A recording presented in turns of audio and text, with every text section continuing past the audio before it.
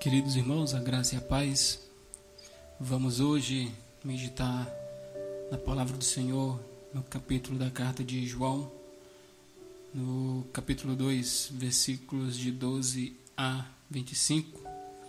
A porção da palavra do Senhor diz o seguinte: Depois disso, desceu ele para Cafarnaum com sua mãe, seus irmãos e seus discípulos, e ficaram ali não muitos dias. Estando próximo da Páscoa dos judeus, subiu Jesus para Jerusalém e encontrou os que vendiam bois, ovelhas e pombas e também os cambistas assentados. Tendo feito um azorrague de cordas, expulsou todos do templo, bem como as ovelhas e os bois, derramou pelo chão o dinheiro dos cambistas, virou as mesas e disse aos que vendiam as pombas: Tirai daqui estas coisas, não façais da casa de meu pai casa de negócio.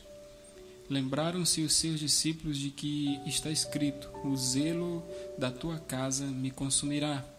Perguntaram-lhe, pois, os judeus: Que sinal nos mostras para fazeres estas coisas? Jesus lhe respondeu: Destruí este santuário e em 3 dias o reconstruirei.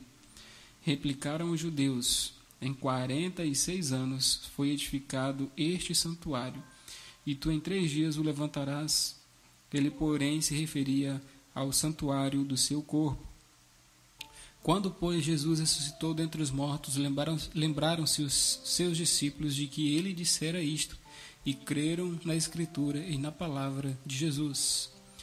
Estando ele em Jerusalém durante a festa da Páscoa, muitos, vendo os sinais que ele fazia, creram no seu nome.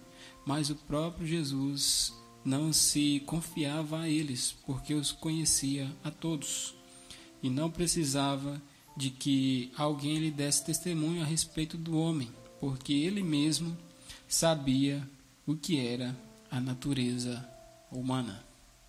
Graças a Deus por sua palavra. Nós desejamos que nesse momento o Santo Espírito do Senhor esteja nos acompanhando durante este estudo, para que Ele possa abrir os nossos corações e nossas mentes, para que nós possamos entender a palavra do Senhor. Irmãos, nós vemos aqui nesta passagem que Cristo, Ele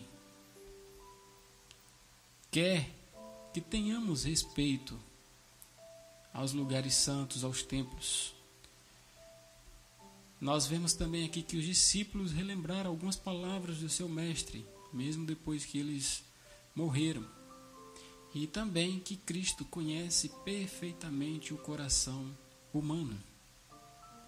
Ainda, irmãos, esses versículos nos chamam a atenção para o segundo milagre realizado pelo Senhor Jesus. Como o primeiro milagre em Caná, este é uma figura significativa das coisas que estão por vir.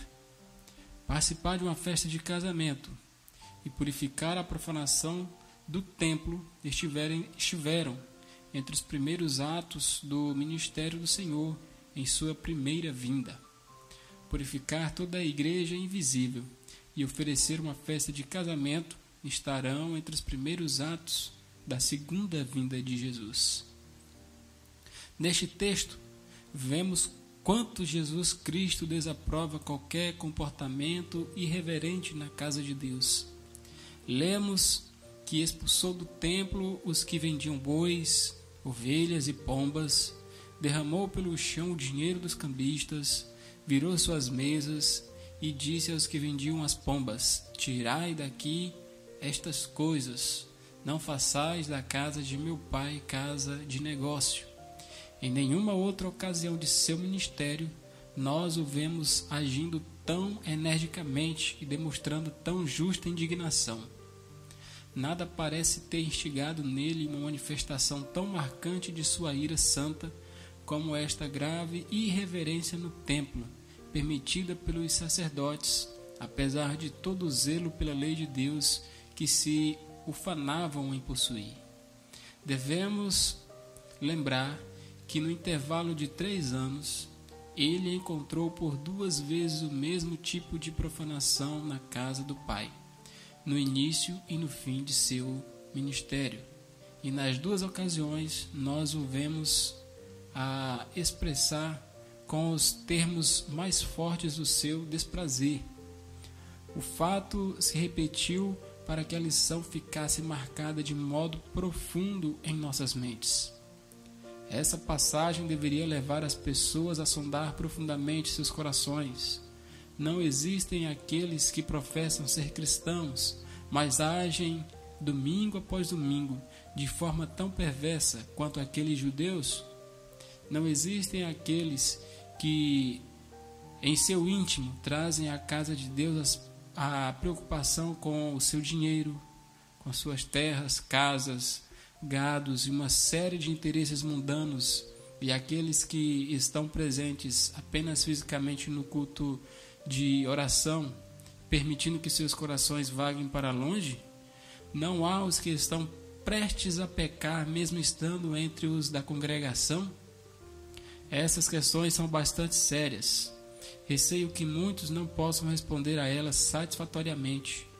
Sem dúvida, os templos e as igrejas cristãs são bem diferentes do templo judeu. Não são construídos de acordo com o modelo dado por Deus. Não possuem altares ou lugares sagrados. Nem suas mobílias têm significado simbólico.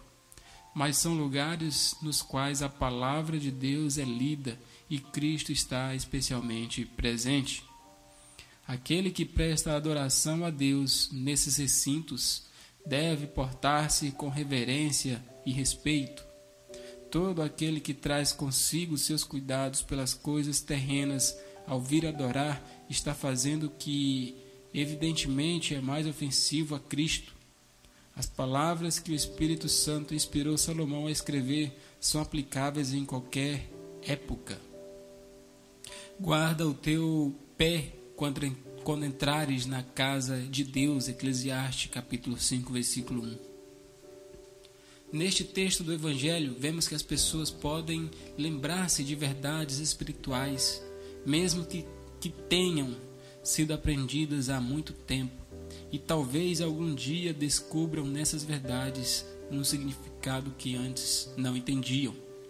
Somos informados de que nosso Senhor disse aos judeus: destruí este santuário e em 3 dias o reconstruirei.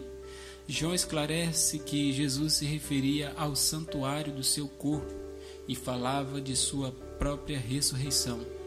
Porém, estas palavras não foram compreendidas pelos seus discípulos quando Jesus as pronunciou. Somente depois que ele ressuscitou dentre os mortos, 3 anos após os eventos aqui narrados, é que seus corações foram iluminados para compreender inteiramente o significado delas.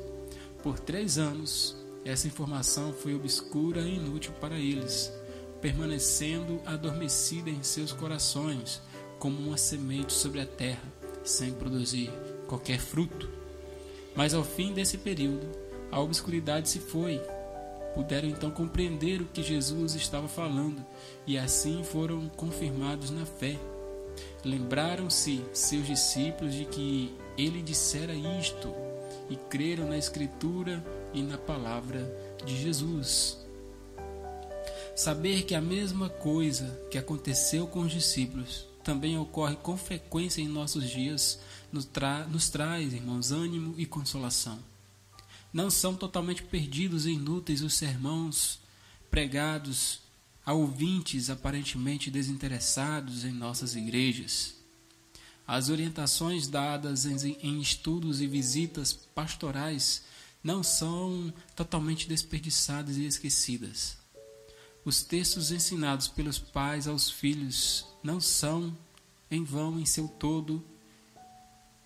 Após um intervalo de muitos anos, frequentemente voltam à lembrança as orientações, os textos e os sermões. Às vezes, a boa semente germina quando quem a semeou já faleceu há muito tempo. Que os pregadores continuem a pregar e os professores prossigam em ministrar e os pais persistam em ensinar os filhos no caminho em que deve andar. Que todos semeiem a boa semente da verdade bíblica, com fé e paciência. Não é vão no Senhor o trabalho que realizam.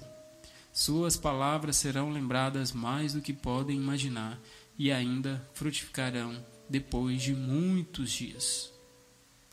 Por último, queridos, vemos como Jesus conhece perfeitamente o coração humano. Somos informados de que, estando em Jerusalém, Jesus não se confiava àqueles que professavam crer nele. Sabia que não eram pessoas em quem podia confiar. Estavam atônitos pelos milagres que viram ser operados. Ficaram convencidos intelectualmente de que ali estava o Messias, aquele que havia muito esperavam. Mas não eram discípulos verdadeiros, não eram convertidos nem crentes genuínos. Seus corações não eram retos aos olhos de Deus, embora estivessem entusiasmados. O homem interior de cada um deles não fora renovado, apesar daquilo que professavam com os lábios. O Senhor Jesus sabia que quase todos eram ouvintes de coração empedernidos. Assim que a tribulação ou a perseguição por causa da palavra os atingissem, definhariam a sua fé que diziam possuir. Se outros ao seu redor não puderam ver, Jesus viu tudo isso com muita clareza. André, Pedro, João, Filipe e Natanael talvez tenham se admirado de o Mestre não haver recebido de braços abertos aqueles que aparentemente haviam crido. Isso porque podiam julgar apenas pelas aparências, mas o Mestre podia ver o coração, porque ele mesmo sabia o que era a natureza humana. Essa verdade deve fazer os hipócritas e os falsos mestres tremerem. Eles podem enganar os homens, mas não enganam a Cristo. Podem usar uma vestimenta de religiosidade e ser como sepulcros caiados, belos aos olhos dos homens, mas Cristo enxerga a podridão interior e certamente os trará a juízo, a menos que se arrependam. Cristo vê seus corações e sente um grande desprazer. Se a falsidade dessas pessoas não é conhecida na terra, é conhecida no céu. E se morrerem sem experimentar a transformação, serão finalmente conhecidos e envergonhados diante de todos no dia do juízo. Apocalipse capítulo 3, versículo 1 diz o seguinte: conheço as tuas obras, que tens nome de que vives e estás morto. Entretanto, a verdade, irmãos, que está diante de nós tem dois lados. Assim como a coluna de nuvem e a coluna de fogo no Mar Vermelho, se para os hipócritas ela parece obscura, para os crentes verdadeiros é bastante clara. Se traz a ameaça da ira divina aos falsos mestres, concede palavras de paz a todos os que, em sinceridade, amam o Senhor Jesus Cristo. O cristão verdadeiro pode ser fraco, mas é autêntico. Há uma coisa que a qualquer custo o servo de Cristo pode dizer quando se encontra prostrado pelo senso de sua própria fraqueza ou perturbado pela calúnia proferida por um mundo mentiroso. Ele pode dizer: Senhor, sou um pobre pecador, mas estou sendo sincero e verdadeiro. Tu sabes todas as coisas, sabe que eu te amo. Conhece todos os corações, sabe que embora eu seja fraco, meu coração se apega a ti. O falso cristão foge do olhar daquele que tudo vê.